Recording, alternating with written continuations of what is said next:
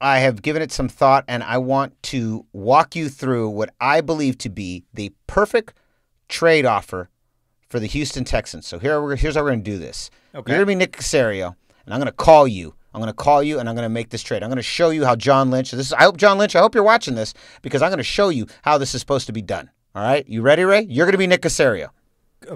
Okay, got it. All right, I am Nick Caserio. I'm committed to being Nick Caserio. You got it. All right, here we go. All right. It's a little bit of it's like a little bit of role playing here. Okay, here we go. Okay, so I'm giving you a call. Ring, ring, ring. That's how my phone goes. It goes ring, ring, ring.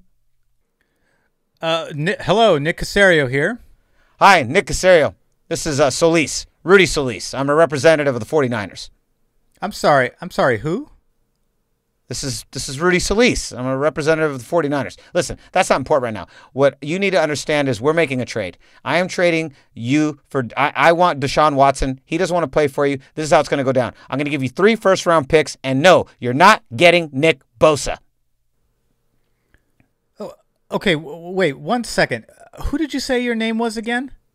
I'm Rudy Solis. I'm trying to call you for a trade, Nick Caserio. And you represent the 49ers? Why isn't you're going to make an offer why isn't John Lynch on the line making this offer to me? And whenever any team has made an offer or attempted to make an offer, because we're not entertaining offers right now. I don't know if you've been keeping up with the news, but whenever they do that, it's the GM of the team that calls me directly. It is not some side third-party representative. I've never even heard your name before. In fact, Janet, can you get John Lynch on the line from your end? Because I don't even know who the hell, I've never even heard of this guy, and he's making me an offer for Deshaun Watson and propose. I didn't even say Nick. I didn't even mention Nick Bosa. I'm pretty sure that's how Nick Caserio talks, right? Sorry, I was like totally, engrossed in the role. You were. You didn't even. I didn't even get to do it. That's probably how that really would go if I called Nick Caserio. You're probably pretty right. This is the GoldCast. Boom! Welcome to another edition of the GoldCast. We are the voice of the Bay. I'm your host, Rudy Solis III, and with me is my brother, my co-host, Raymond Solis I, baby. Boom! All right, Raymond. As we mentioned in the audio version of this podcast, this episode is going to be all about making the case that we should make the trade for Nick Bosa for Deshaun Watson. Now, the reason this really came up is that on our Instagram page at the GoldCast on Instagram, I put up a tweet. We put up a post that was based on a tweet that I had written that basically was saying that Houston has no leverage, and no leverage, no Bosa, right? That was basically like I'm paraphrasing the tweet, but basically, and I've said this before already on the episode. I've said this before on several GoldCast episodes. This got pretty big, got over 41 comments. I mean, a ton of people were talking about it, and it just, it became a really big topic of conversation. Most people agreeing that Houston has no leverage, and therefore they can't ask for Nick Bosa. But one of our boys, Coy Thomas, he went on there and said, I don't know, not so fast. He said, he reached out to me even privately and said, both online and privately, was saying, if you really look at it, if you really think about this, Deshaun Watson, your defense was really good last year, even without Nick Bosa. And he said, if anything, the major issues you guys were having was at quarterback. And he made the case that if Deshaun Watson was on the team last year, there's probably a pretty good chance we make it to the playoffs, despite all the injuries. Now, I really thought about this, Ray. I thought about this long and hard, and I was like, he kind of has a point, right? Maybe. I don't know, because we can't go into a time machine and relive last year and somehow magically put Deshaun Watson on the team and see what would happen. But it was an interesting case to say, well, the defense was really good. We didn't have Nick Bosa. And you switch in, Nick Bosa was injured. That's what I mean by that. You switch Deshaun Watson for Nick Mullins, C.J. Beathard, and Jimmy G. You put him in place of all 3 of those guys. And we probably win a lot more games. I mean, how many games did Nick Mullins blow in the final 5 minutes of the fourth quarter by throwing an interception? Now, let's just look at that really basic stat, right? The turnovers from Nick Mullins really hurt us, right? I mean, the offensive turnovers from the entire team really hurt us, but Nick Mullins was backbreaking in a variety of games. So I looked at a couple of these stats because I was just kind of interested, right? So here we go. So Nick Mullins, he started in 8 games. In the 8 games he played, he threw 12 touchdown passes and 12 interceptions. Again, we're just looking at really basic stats here, okay? So he was as bad as he was good. Yes, exactly. If not, which in the NFL is not good. Yes. It's not good. It's not good. Just ask Jameis Winston, who, threw almost, I think, more 30 and 30. interception. Yeah, he was 30 and 30. 30 and 30. That was a world. And where did he end up? A backup in New Orleans who was knocked out of the playoffs. And then his former team that ended up winning the Super Bowl. Yeah, I say who won the Super Bowl? Tom Brady. On what team? His former team, with basically the same weapons. Same squad. Yep, same squad, basically. All right, so Jimmy G, he started 6 games. In the 6 games, he played 7 touchdown passes, 5 interceptions, almost 50 and 50 in the 6 games he played. Now, he was hurt. There's a lot that, those. He was hurt. Some of those throws were based off because he wasn't been able to plant on his his bum ankle. But at the same time, I'm pretty sure he was 7-5 in the 5-game stretch in 2017 when we first acquired him, and he went on a 5-game win streak. 7-5 doesn't look as bad when you're 5-0 in that stretch versus where we were this year. It's context matters. Context does matter.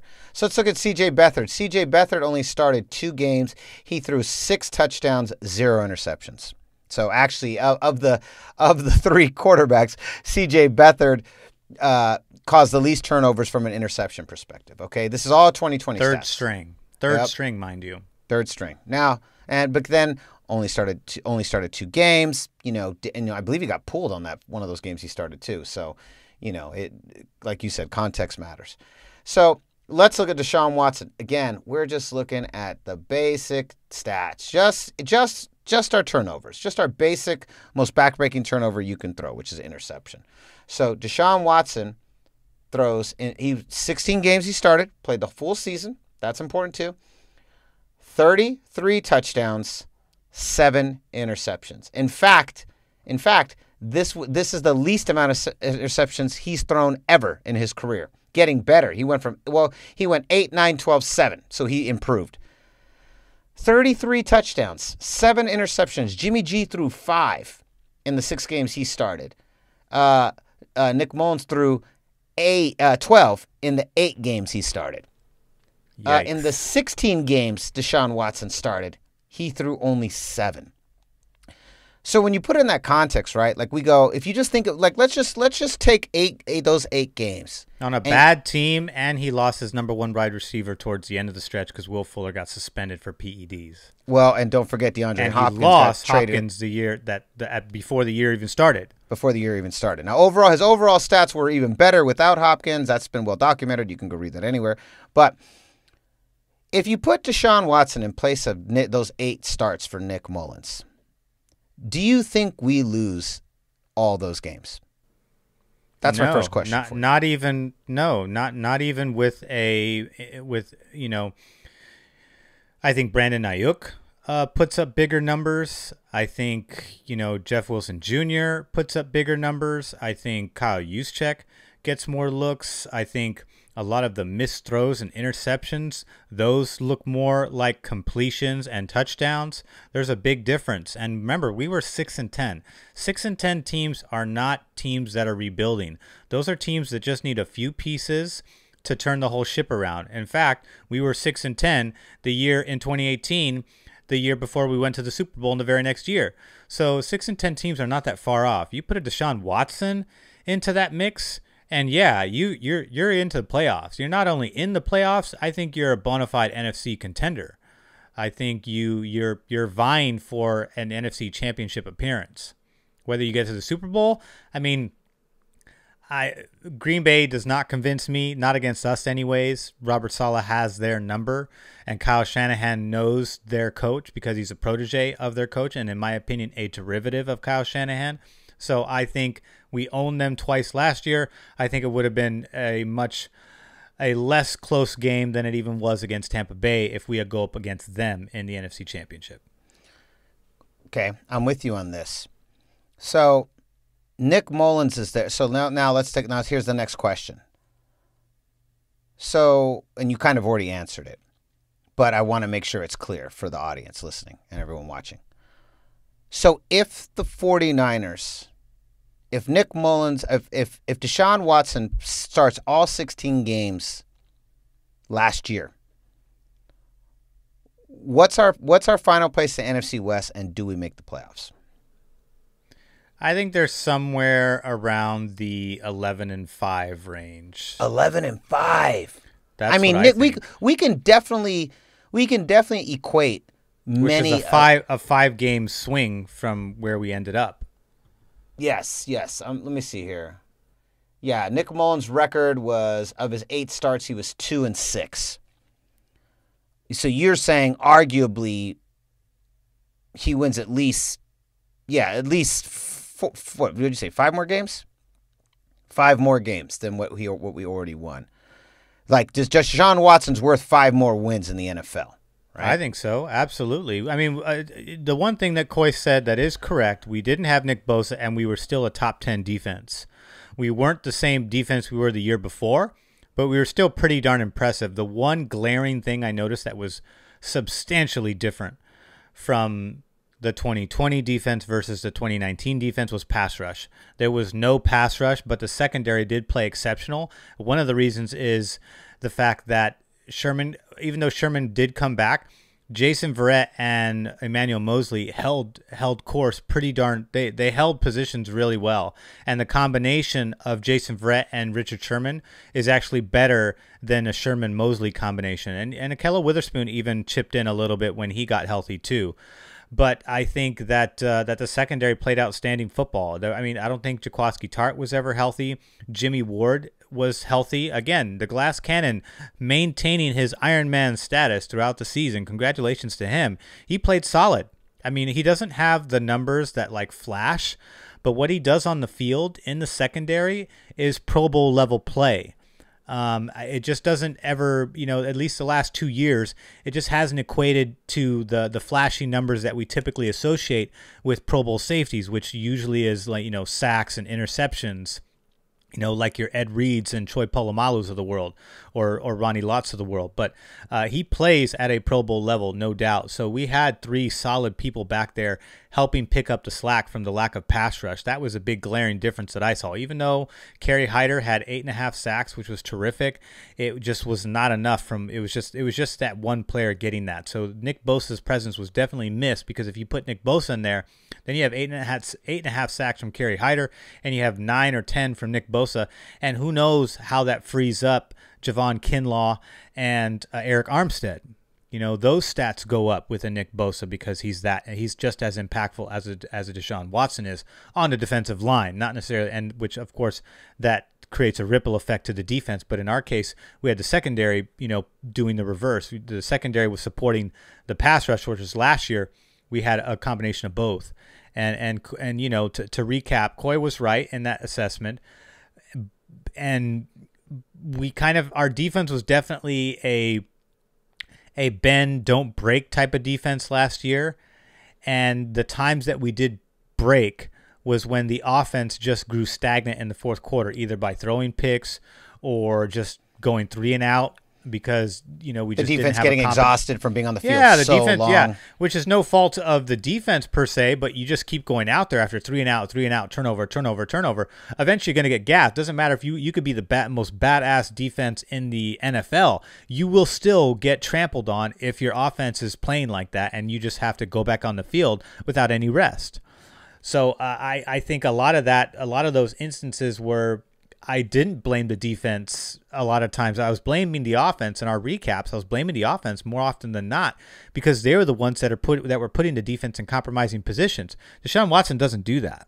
At least by those numbers, he doesn't do that. He was playing from behind all year long, but that was with no running game, only poor one coaching.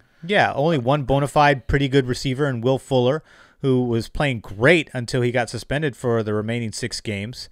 And and a defense that was a shell of itself, with the exception of J.J. Watt. So I think that you put him on this squad with a top 10 defense. The defense gets a lot of rest. He makes a lot of throws. You know, he's not an inaccurate quarterback. Remember, in my book, and this is not, I'm not in the minority by saying this. In my book, Deshaun Watson is the number 2 quarterback in the NFL. That is it. In terms of pure passing ability and skill set, overall, his overall kit of skills, Deshaun Watson is number 2. Easy. And everyone, and then third place is like a distant tie between all of the legacy players. Your Breezes, your Rodgers, your Tom Brady's, all of those guys. Okay, so I love this. I love what you just said. I'm going to break some things down because you made a huge case just now at the very beginning of your talk right now. You made a huge case for why Nick Bosa is so valuable to this defense, right? You pair him with Hyder. Man, that's a whole different deal, right? And then you talked about Eric Armstead's stats going up. What does this do for Kinlaw? I mean, he opens up the entire defense. It's not just the fact that he is such a dangerous pass rusher, but his ability to get to the quarterback so succinctly opens up many avenues, because now you have to account for Nick Bosa. And if you're accounting for Nick Bosa, you can't fully account for somebody on the other side of the line. And so it just puts them in it puts the whole defense in a different position as far as pass rush, right? Which is the thing we were really lacking. So I hear you on that. I'm with you on that. And then you made a great case for, obviously, Deshaun Watson, what he does on a team like ours versus the Houston Texans. So having said that, here's the question I have for you then. You see what Nick Bosa did the year before. You saw what our defense did this year. Is getting Watson what's worth more? Keeping the defense that had Nick Bosa in 2019, or having the defense we had last year, but with Watson on the other side in offense? What's worth more? Man, it's tough because they're technically both generational players. It's really tough. But if we look at the health history of Bosa, which I don't like to bring up, but in order to be fair, I have to. If I want to be objective here, I have to consider that. He had a significant abdominal tear in college, and now he's had a significant ACL tear in the pros. And his brother's brother had injuries too. His brother's the same. You know, they're both like Jimmy G's, in one year, out the other, in one year, out the other.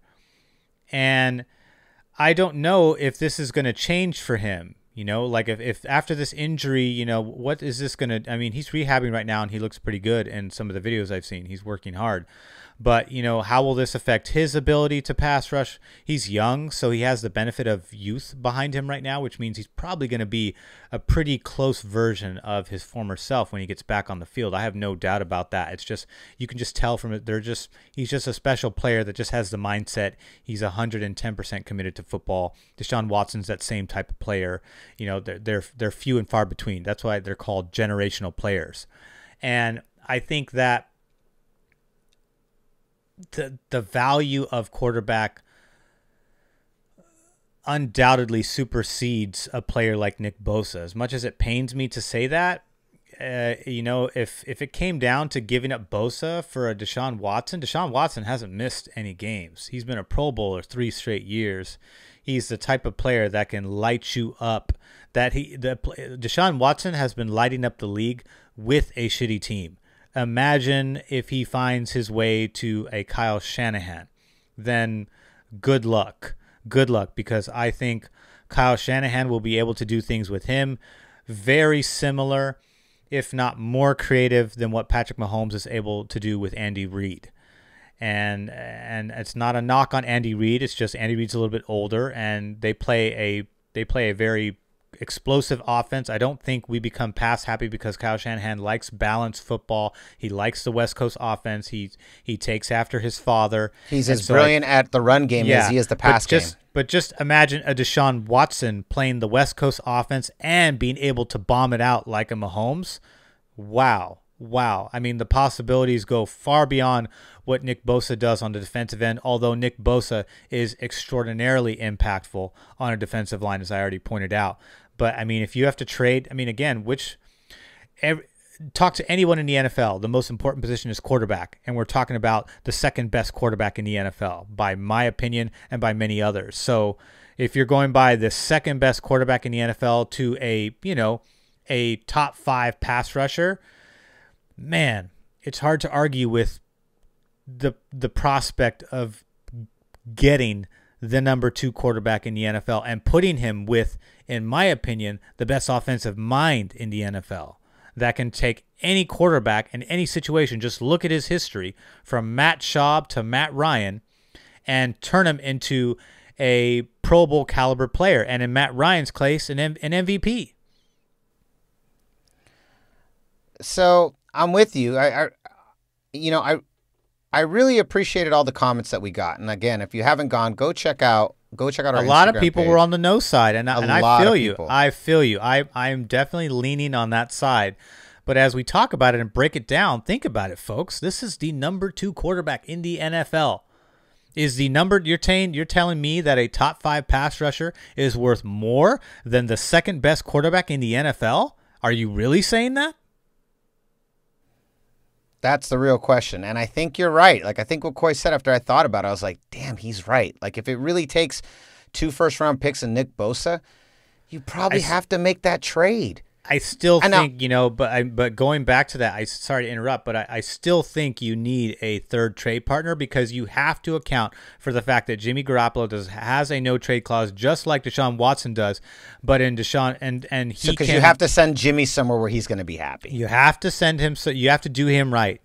And the best candidate to do him right is New England. They are begging for a quarterback right now, and according to all of the rumors and speculation that went down in the Jimmy G trade, because that was, a lot of people felt that was kind of a slight to Robert Kraft from between Bill Belichick and him, because he wanted to move on from Tom Brady and felt that it was Jimmy's time to rise up, and didn't get that opportunity and had to ship him off. So he sent him somewhere where he thought he could do well, and he knows the Shanahans and has a good rapport with them, and said, all right, well, if you're going to do that, then when Tom goes, you're not going to have anybody ready to go. And so at least that was the speculative report on that there was a possibility that this was kind of a slight. This was an emotional decision that he made. If that's true, hypothetically speaking, then that means that Belichick would absolutely be totally open to getting Jimmy G back. In fact, Jimmy G is, without a doubt in my mind, a step up from the current version of, what's his name? Superman. Cam Newton. Cam Newton. I don't know why I forgot about him. He just doesn't resonate well with me. I just don't find him to be. His personality is. I find it to be a little distasteful, and his play last year was absolutely trash. But to me, he just wasn't 100%. That's what I surmise. But again, you're gonna have to go to the Black Panther cast if you want to learn more about what's going on. Oh wait, he doesn't even play for the Panthers anymore.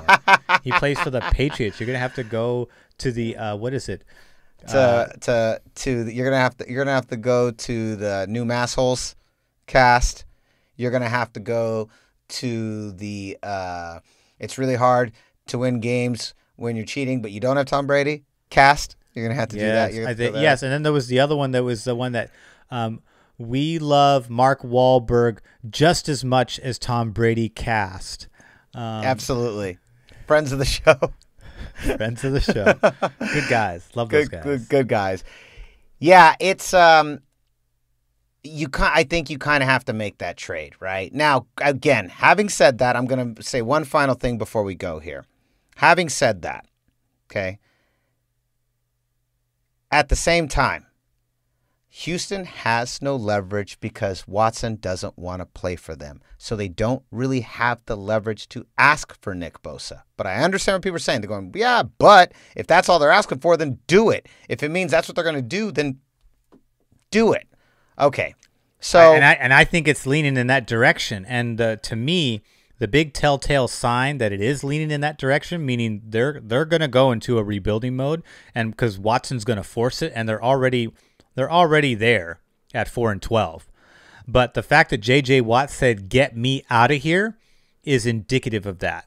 That, to me, was the biggest glaring sign. None of us saw that coming, and it came out of nowhere. And it was per his request. That means, in my mind, in my opinion, I believe that it is known that Watson is on his way out, and he says, I want no part of this. Just get me out of here. I'd rather just play for a contender at this point than to watch you guys, than to be on a sinking ship. Yeah. Whew, man, this is quite the conversation. If you want to check out all the comments, you want to add to the comments, go to Instagram, go to @theGoldCast. It's a couple down, but you'll see the tweet. It's got Nick Bosa right on it and my tweet on it. And in fact, I will read it to you, and then I want to hear what you all have to say about it. I said, no Bosa. That doesn't even make sense. Houston has no leverage to ask for Bosa. Watson doesn't want to play for them. Bosa wants to play for us. Either way, it's a wrap for Watson in Houston. No leverage, no Bosa. And then I did the little emoji that I'm blowing smoke out of my nose because I'm pissed off. But I'll tell you this. If the Niners do swing a 3-team trade involving the Patriots to send Jimmy Garoppolo to the Patriots send a pick to Houston, and then San Francisco sends several picks over to Houston in addition to Nick Bosa, then the possibility financially of getting Watson over because of what he's less against the cap this year than Jimmy G is this year, then what would be a blockbuster move that I would love to see is for them to acquire Deshaun Watson in that trade and also pick up J.J. Watt and bring them both over to San Francisco and just have them play for us. They're like, hey, you guys, I feel your pain. Come play over here. Come play over here. Psst.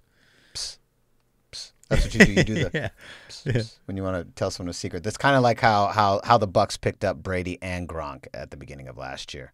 All right, folks, huge episode, lots of discussion, and we want to know what you think. Go to youtube.com/thegoldcast. Go to @thegoldcast on Instagram and chime in. Should we trade Bosa for Watson? Is this the move? Is this like really the move? If this is all that needs to happen, is that what we do? Let us know. Sound off in the comments. And we will be back next week, Raymond. We will get to the Warriors. Huge comeback win, 2 in a row. Let's hope they can string together 3 games in a row. That'll really be worth something talking about. That would be great. Also, Buster Posey back in the lineup for the Giants. Awesome. Great to see him back. He took last year off. Can't hate on that to help raise his 2 I imagine adopted it only twin helps children. him at this. I imagine it only helps him at this stage in his career. Absolutely. So, really awesome stuff. Lots brewing in San Francisco sports, and we'll be back to talk about all of it next week. And so concludes another edition of the GoldCast. We are the voice of the Bay. I'm your host, Rudy Solis III, and with me is my brother, my co-host, Raymond Solis first, baby. Boom! We'll see you next time. Same GoldCast time, same GoldCast channel.